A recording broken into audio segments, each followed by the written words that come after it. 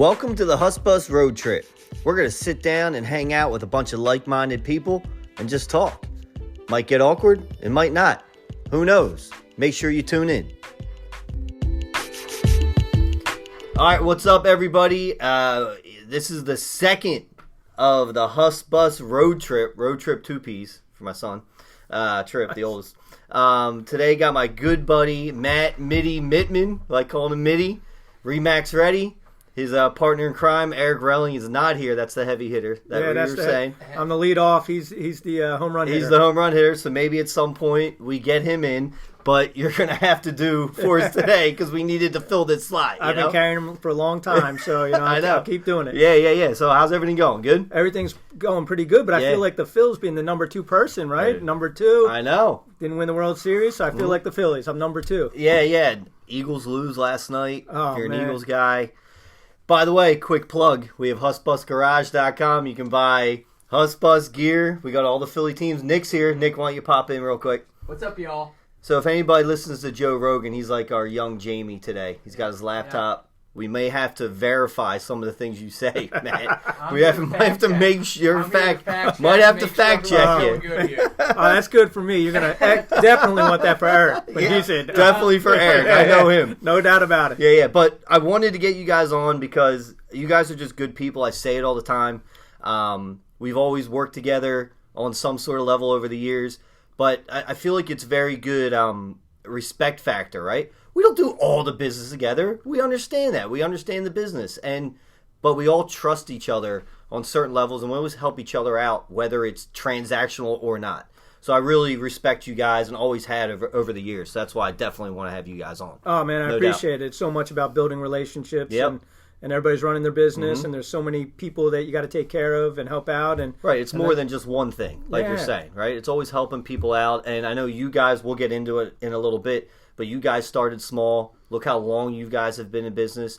And it's something that we've done. It was Nick and I that started this 2018, the Hussy team.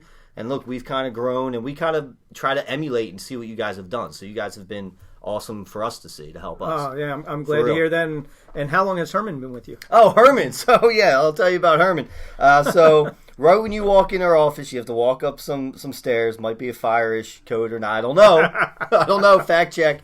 But you walk in, we have Herman, the mannequin. Right, Nick? He's also security. He's also security. You go on the HussyTeam.com, look at the team. He's our security there. Yeah, if you go to HussyTeam.com/team, Herman is on there. Nice. He's got to be. And that's credit to Lindsay, our ops person, who's the best, puts it all in there. Because, we like to have fun in a very unfun industry sometimes. But it'll drive you crazy. So that's why we have always tried to have some fun. You can see it from all your social media stuff. You can see it when you walk in the office. Yeah, why not? But, and I'll get into it, this is me going on a rant, but you got to back that up in our industry a little bit, right? Like, you can have fun and be whoever you want to be. That's what we want you to be. But you can't be goofing around too much when it comes to someone buying a house, Yep. So that's something we take pretty seriously once that occurs, when it comes into play. But anyway, I do want to jump in. It's you and Eric over at Remax, but I want to talk about you for a hot minute, right? How did you get into real estate? Oh, man. I want to know the story. I don't know if I know it. Yeah. I didn't have any plans. I was graduating school, and I was supposed to be a teacher and a coach. And And then all of a sudden, I got to my senior year and was like, I don't want to be a teacher. Yeah. And called up another buddy, not Eric, called up another buddy. I was like, I don't know what I want to do. We traveled the country for a year. Nice. And ended up in Santa Barbara, California, hanging out. Really? And living on the beach. And, my buddy Anthony, 6 months into that, he's like, I'm leaving. I'm going back home to be a teacher.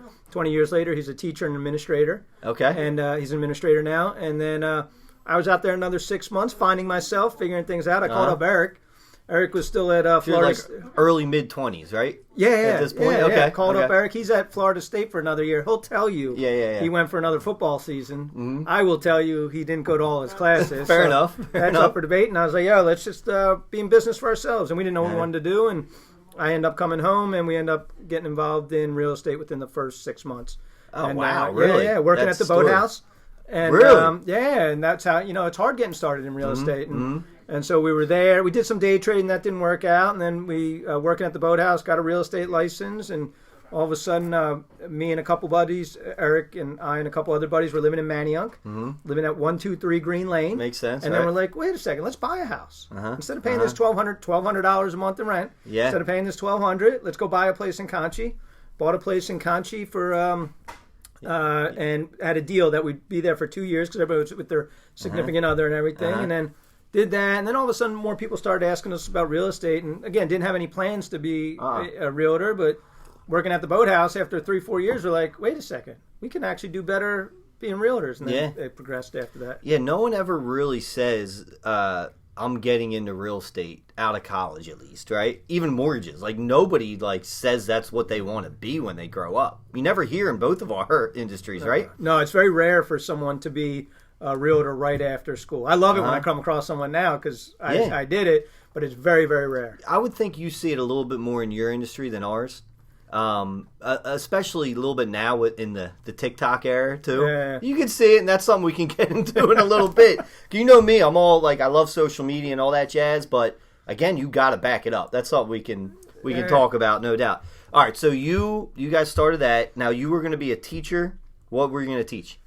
Social studies. Right? Yeah, I forget. Social studies. I don't know. I forget what my degree is in exactly. But I actually coached wrestling for 15 years at Germantown Academy. Okay, cool. So that was an amazing, amazing experience. I got my coaching in, and then, but I always wanted to be a teacher still, but I just didn't want to be in the classroom. So Eric and I started out as realtors, and then realtors for 10 years, and then we've owned an office for 10 years. And in about 7-8-ish years ago, there were some teaching opportunities in the real estate industry. So I fulfilled my teaching feelings or interest in the real estate industry, just not in the high school classroom. Yeah, that's what's pretty cool about our industries as well. You can kind of take it how you want to take it. Like you said, you don't have to teach right now, but it's something you kind of like to do. Yeah. So you're kind of mixing that in. And you can do different things in our industry. You have more freedom to choose what you want to do. Yeah. Which is great. I have to ask, Phil Rittenhouse, does that name ring a bell at all? Tennis coach, Germantown Academy. I don't know, Phil. Okay. I had to ask. That's the one. When I grew up in North Wales, he was a tennis coach at Germantown Academy. He lived on our street, so I always think that. No, I don't know from my years there. Yeah. Okay. Either way, had to ask. So wrestling, huh? My middle child, Jameson, basketball, 8 years old. He's going to try wrestling this year. Awesome. I never wrestled. I'm not a big guy. We're not. We kind of look like we could be wrestlers, and you did. I didn't. They always wanted me to, and never did. Were you ever asked to wrestle? I was. Arcola. Scrappy little guy, Yeah, scrappy, but we play basketball. Yeah. But anyway, Jameson's going to give wrestling a try. And I wish I would have, because I think it shows a lot who you are. It's one-on-one on the mat. You're going to lose at some point. Your ego's going to get crushed. It's a good sport. Oh, man, I'm biased toward this, but it's an amazing sport because I love basketball and the athleticism involved in basketball and the skills of the amazing ball players is really good. But in the sport of wrestling, there's nowhere to hide. You're out in the mat one-on-one. You succeed or fail on your own. You can't blame a teammate. You got to get up off the mat. I just got pinned in front of my peers, which is really hard in the young age. That's middle what I'm school, trying to high say, school. yeah. You got pinned. You got to get up. I got no one to blame. Just myself. And it's a powerful life lesson. And I hope to get back into coaching again, but family took me away from that a little bit. But sure. It's an amazing sport. Yeah, would you relate wrestling to real estate in any way? Kind of what you were saying. It can be a little bit. Yeah, because one-on-one. You're out on in the real estate industry. You can feel on an island, even though you have great support in your office and great broker, owner, office managers, all that stuff. You just you're out there. You're hearing all the news. You're like, man, I haven't had any sales, but I've showed a lot of, especially over the last 2 or 3 years. Oh yeah. Oh my gosh, you're getting kicked in the head because you're showing all these houses. You're writing all these offers. You have really good buyers. They want to buy. You're building up a pipeline, and they just can't get it. And mentally, you got to kind of keep talking yourself through it to not get discouraged, because your buyers are getting discouraged. They're like, am I working with the wrong realtor? We're coming out of a ridiculous market. That was really tough to deal with, and the lessons of wrestling and I believe all athletics teach you a lot of everything. Sports, but you got to get back up. You got to keep going. Yeah, no doubt. Well, let's segue there to the current market, since we were talking about that. When COVID hit, right, it changed the game. Would you kind of say it was the COVID era that kind of took it to a different level? Different level. No one knew how to oh my gosh, not only the lack of inventory and see where the rates went, and you had to operate different. Yeah. Did you see a lot of people giving up? A lot of realtors. A lot of realtors, let's say. Yeah, I think. General question, yeah. I mean, I think they were. It was very hard to continue through it. I do think people got frustrated, and the interesting thing is that the associations now have so many members, so it was really hard. But it was trendy. It was exciting real estate, right. So you got more people who got into it. But very hard to make your unit sales, yeah, no doubt about it. Yeah, it was. I compare it to, in our world, rates were super low. So we did a lot of refinances. Always been purchase focused, but you couldn't, like, they were just flying, right? Same with you guys in listings for the most part, right? The past couple years. So if you didn't have a book of business, I think it was tough for both our industries. Absolutely. Because if you were a buyer's agent the past couple years, it's like you just said, it's horrible. And if you were a full purchase mortgage, loan officer, that was tough as well. Same thing. So we would send. I have clients. I would say 40, 45 pre-approval letters we've sent out. Wow. They never got one. Wow. For each offer, because a lot of times you want a new pre-approval letter, property specific. They just didn't get it. So if you were only doing purchase, that was tough. It's a tough time. You might grab a refinance here or there. You might grab a listing here or there, but it was tough. Right? And it was really frustrating because a lot of people in 20 and 21 said, oh, you're a realtor, you must be doing great. And that was half the story. If you had the listings, yeah, you were doing good. Yeah, you had 14, 17, 19 offers. Yep. But if you were dealing with buyer's agents, here the people saying, you must be doing great, you must be killing it, and you're frustrated. Yeah. So it's the tale of two worlds. Yeah. So we're coming out of that, though, now. Are you feeling it as well, like we are? Like, literally, we're right in the time where it's starting to kind of flip. Like, this week almost. Maybe the past couple, you've seen it. We have it on record if it is. We have it on record. That's what I'm trying to say. We have it on record. So you're seeing it a bit. You're seeing different activity, right? So what are you seeing right now? Yeah, so we're seeing it is. It's first off, it's a great time to be a buyer's agent right now because the skill set is coming back getting involved. So the last 2-3 years, highest and best. Like, doesn't matter if you're the greatest realtor in the world. Doesn't matter. Like, just give me the highest and best. Like. Yep. Waive everything and do all that stuff. Now, as a buyer's agent, you got to go out there. You're still dealing with multiple offers, but you also may have a house that's on the market 7, 14, 21 days. So that's different tools from the tool belt, right? Whether you're going highest and best or whether you're, adding some addendums, price escalation, you're adding in home inspections and all that. So it's a great time to be a buyer's agent now relative to the last 3 years. But yeah, and on the listing side right now in this market, still. If the home shows well and it's priced right, boom, gone. But now, if there's some flaws in it, or you price it too high, they're taking that moonshot. Yep. Well, now you got to learn how to do price reductions. You got to learn how to talk to your seller every week when it hasn't sold, and they're at the cocktail party, and they're like, "Well, I still got multiple offers," and they're like, "Wait a second, my home's been on the market 14 days, and I have nothing." So it's a very confusing market out there right now. Yeah, I would say you can feel it because you've been in this. How long have you been in real estate? 21, 22 so 20, years. 22 years. It's going back to a more of a balanced market. You can feel it. Yeah. Right? I've been in it 12 years. What are you, Nick? 7 years. Really? Yeah.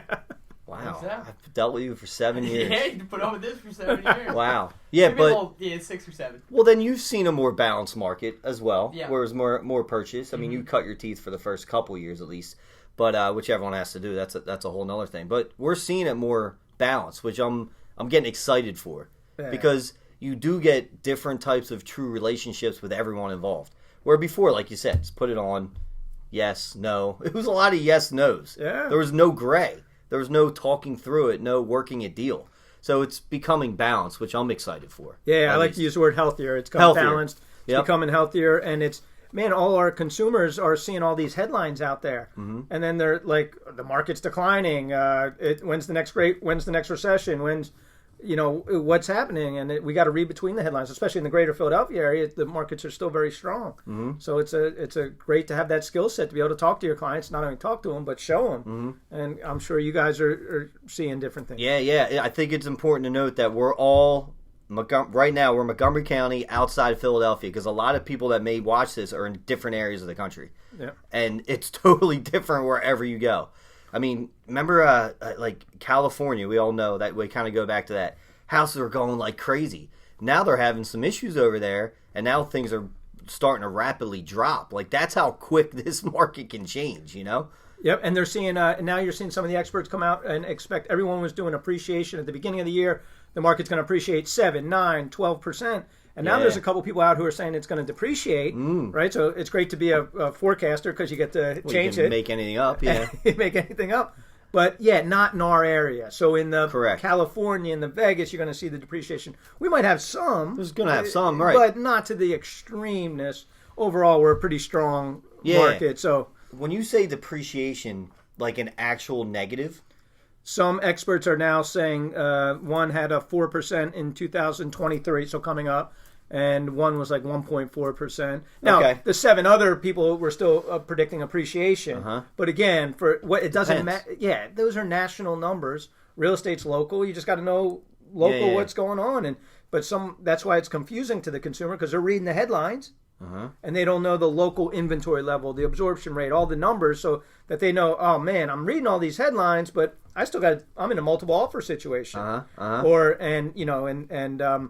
all that craziness. What do you think a healthy appreciation rate is? Like a 4% year? Yeah, the historic 3 to 5%. That's about what it is. Yeah. That's what we want to get to. Yeah. That's why I was asking, is that a true depreciation or is it just a depreciation of what people thought it was going to be? Like 12%, listen, it's only going to be 4. You know? Yeah. Like there's some true depreciation that could happen. Yeah, I think in the beginning of the year they were using the word deceleration.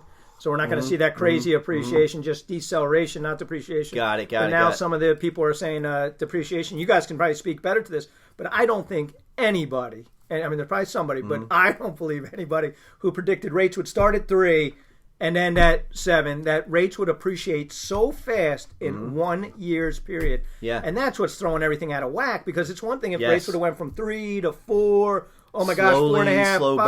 burn. Yeah. All of a sudden it was like, boom, 3 to 7 in 1 year. Like, that's got to be crazy for you guys. Yeah, it's nuts. I mean, beginning of the year, in January, we saw it starting to creep. Because everything was 2s, high 2s, right? Then it went to like mid 3. That was January. We're in November. And then it just went off, and it got crazy where we were seeing 8s on primary. Which is nuts. Now you're still going to see investment type properties in that range, but we saw close to 8, right, Nick? Yep. Would you say? And now we're back maybe in that mid 6, high 6, which is honestly not that bad. That's why we just preach budget all the time. If it fits your budget in terms of payment and how much money you have, that's what matters. And then you'll fine tune it down there. It's like a 401k. Like it goes up, it goes down.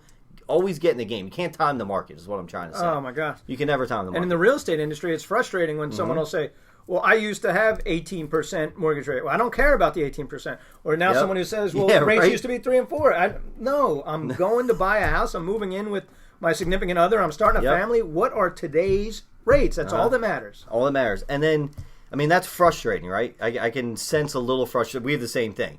How are you guys telling the consumer, like, stop reading that, what you have to talk about today? Is it really belly to belly? I mean, you're getting some things out there, social media, email, but that's what you're doing. It's really, when they ask the question, just talking them through it. There's no other way, right? Yeah, it's talking them through it, and it's educating them. And when I say that, I'll give you the example on a listing, right? Someone goes on, they have a listing, and they think their home is worth $600. And because they went on a site, let's say Zillow says it's worth $600, awesome. Zillow. You don't go in and tell them Zillow's wrong. You say Zillow is a piece of the information. I'm going to give you the NARRPR, which is a realtor resource. All right, well, that says it's worth $590. Great. Here's old school comps or comparables. That says $570. So let's collect all this information. Here, Mr. and Mrs. Seller, I want you to make all the information. Same thing with our buyers and the changing market. It's like, no, you're not wrong what you believe. Let me just add more information to that so you can work that through and then decide for yourself. Because don't tell me I'm wrong about the market. No. You don't want to be told you're wrong. I don't want to be don't tell me I'm wrong. Provide more information and then let them make choices. Right? I'm sure you guys do it on the mortgage end. Like, here's some options for you. Correct. You make the choice. But nobody wants to be told that these headlines are wrong. Because probably in it, you could find a spot the headline's right. Just give them more information. Not too much. Right. Not like the light bulb aisle at Lowe's where it's like you got like a whole aisle. Like, dude, I need 3 light bulbs. Like, different wattages, colors. It's insane. Yeah. That's a really good point. We do that a lot because rate's a hot topic, obviously, in our world, right? And we go over, hey, you can't lock in until you're under contract. There's a lot of things that go into a rate. What type of property, occupancy, there's credit score. There's like a list, we could probably find it. It's like 30 things that go into a rate. So once we collect information, like you probably do with like a listing, tell me what you're trying to do for the future, tell me what you want. then you cater information back to them and let them decide. So we'll give a rate sheet, every single rate, and it lists the rate and it shows how much the rate costs. You can have a 4% rate in there right now if you want to pay $60,000 in points, right? So we'll give all the rates and then we'll put our take on break evens. And most people, and this is my knowledge that I'm seeing out there, and we can get into buy downs and all that stuff if you want to, Nick. But most people want to kind of stay in that more general range of the par rate. They don't want to buy it down too much because they know there's a chance maybe things do change in the future. They'll have a chance to fine tune it. So education, like you're saying, is so key, and let them decide. And I think people feel respected when you do that as well. I'm not telling you what to do, and there's a lot of egos in both our industries. Yeah, so I think it helps to educate. There's no doubt. Yeah, I'm going to let you make the decision, but I'm going to give you some more information to make the best one. It's classic with the multiple offers. Like I'm telling these buyers in this market we're coming out of, there's not a comp in the world that is 600. All the other solds are 550. Matt, is it worth it? Well, value's relative to use. From a data standpoint, I only got 550. Is it going to appraise? I don't have any other comps in the world. Right. But if you want to move there, it's up to you. But I just want to give you this information and that you know that, and you know how it all played out. Yeah, the appraisals and what someone will pay for a house are two different things. We like to say, right? Especially in the past couple years. Appraisals are coming in maybe a tad light, 500, but it went for 600. Now you're paying 600. It's whatever you're willing to pay for the house. Yeah. Obviously, if you have the money and all that jazz. Yeah. But yeah, a lot goes in that. Well said. Since you've been in this 10 years longer than me, right, I want to talk a little bit about cycles, right, of our industry. We're coming into a different cycle. Agree, right? Yep. You were in this. So what year did you get in then? 2000-ish, 2001. Okay. So you went through 2007, 8, 9, 10, right? Could you tell us a little bit about that time and how it's different from this time? Because a lot of people think everything's crashing. You get those still, right? What are some differences? The biggest difference is the inventory level, right? So again, I went through 2007 and 8. That was my first time through a real cycle, so I didn't know what to look out for. This time through, it's a different cycle, but the biggest difference is the inventory. So people are so confused right now because I'll show them two charts. One is showing the mortgage rates going from 3 to 7 this year. And the first answer, people in that school will think 3 to 7. Well, houses got to cost less because affordability is going down. Makes perfect sense. And then I'll show them the chart of the average homes that are built in the country, and they'll see over the last 14 years we haven't met the 50-year average. There's no inventory. So on one hand, you got rates going up. On the other hand, you have no inventory. How does it all balance out? But so it won't be, at least, and the lending standards, oh my gosh, they're so much tighter. They're tighter, obviously. Oh, man. In 2000, if you could fog the mirror, right? You got the loan. I wasn't in it that time, but I almost wish I was. Sometimes my greedy mind goes, I wish I was in it. But I got in after that. But go ahead. It was crazy, but the lending standards, so it doesn't mean the market won't depreciate or anything like that, or the appreciation won't be so high. But the inventory doesn't show up overnight. The inventory, we're talking about seeing a market change, but the average inventory level in our area, again, greater Philadelphia, let's stay outside the city, is 1.2 months of inventory, 1.4 months of inventory. A balanced market where we're headed toward is 4 to 6 months of inventory. 4 to 6, okay. So we have a long ride to. We're starting to see the change, exactly what you were saying. Yeah. But it's not happening overnight. And so that's the biggest difference is the inventory level. That's all got to play out. And again, houses just don't show up overnight. And if, again, a 14-year below the 50-year average of homes built, that's going to take a long time to make up. So 2008-ish, we'll always go back to that year. Then, obviously, anyone could get a loan, but there was a lot more inventory? Yeah, and then there was a lot more inventory. And after it all happened, I think it was 8, 10, 12 months of inventory, man. So you can see it. Houses everywhere, people getting it easily, right? And then it all came. And then it all came crashing down. And I just remember in 2008, in October of 2008, I was supposed to go to settlement, and the bank told the buyer we just won't lend. Yeah. But I qualify. I did everything right. I did everything. No, we're just not lending the money. Sorry. See you later. Yeah. And then you grind it out through that. And again, it was my first time through, so I didn't know what to look out for. In hindsight, I would have had more money in the bank. I would prepare for that. The biggest mistake I made in that, and that I try to learn going forward, is the people who were paying attention learned how to do short sales in 2007.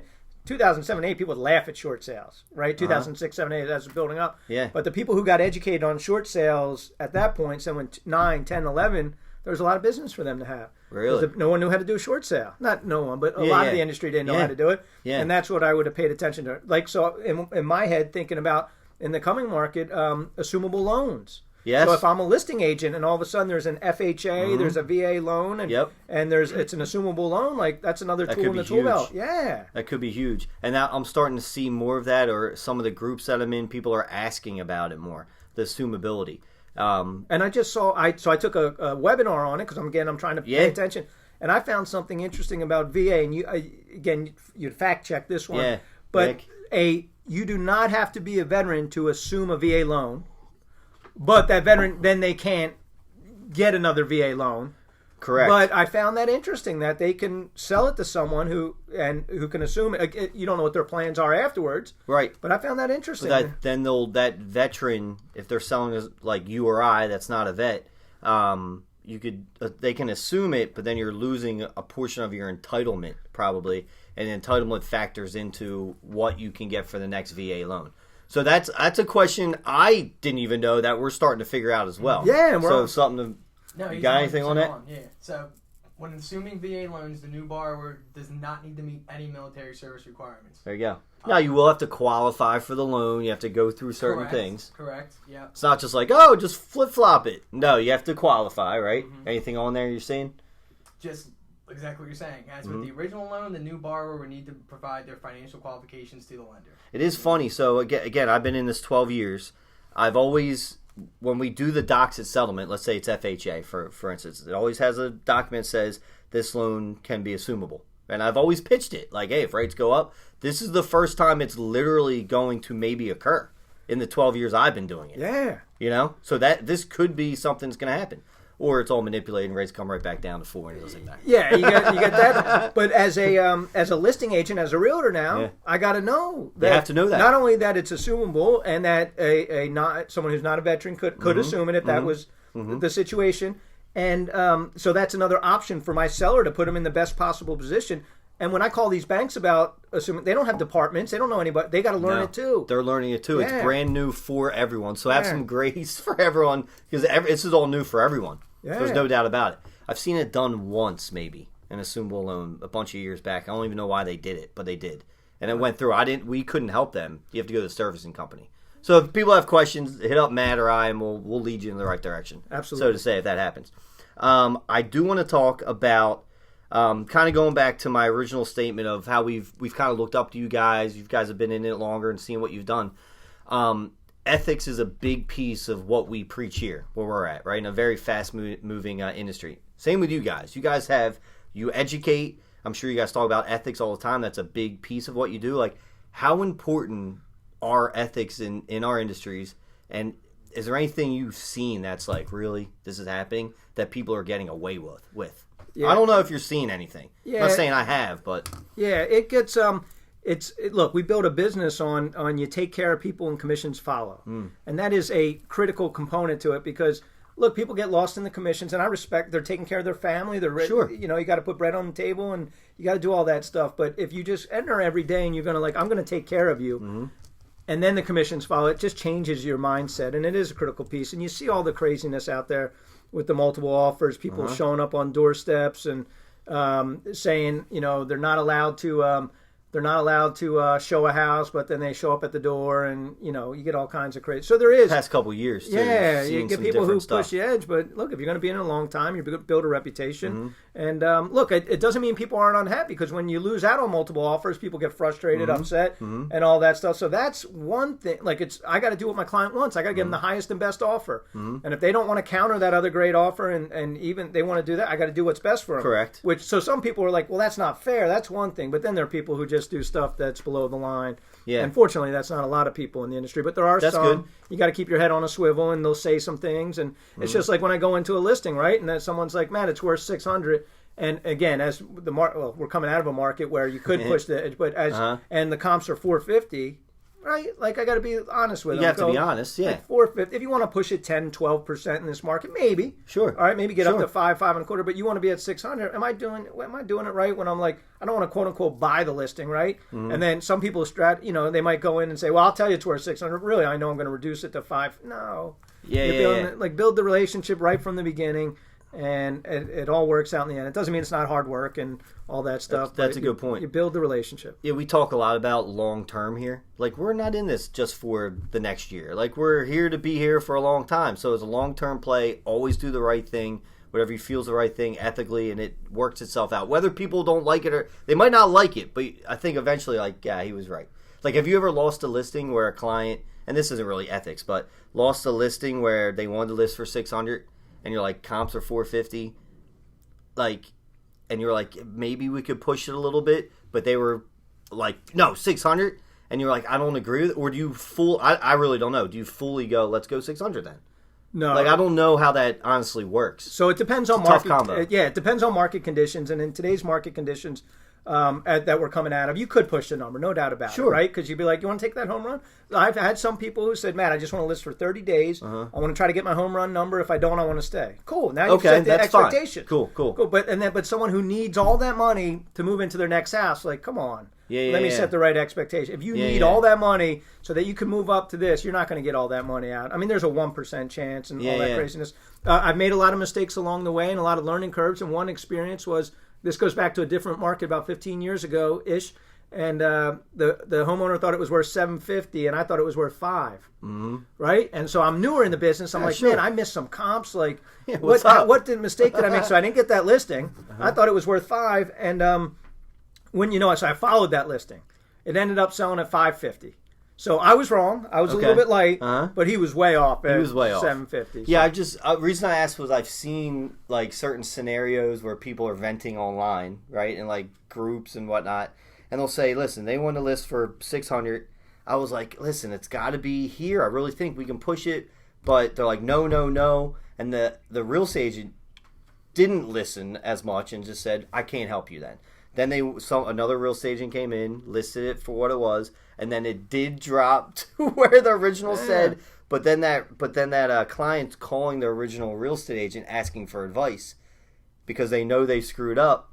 And then this one's like, should I even help this person out? Because it can get like, these are situations that you see in this industry where you're not getting paid for a lot of time and effort. No, but and that reminds me, because that is such a great way to build your business. And don't get me wrong, it's frustrating. I agree. That's what. Yeah. But when you're going to help a buyer, but all of a sudden they go with their significant other's cousin. Happens, and it happens, right? And you got two ways to react to that. Most people react negative. They don't talk to them at holiday dinner. They don't like the heck with you. Shooting and yourself in the foot here, but all the stuff.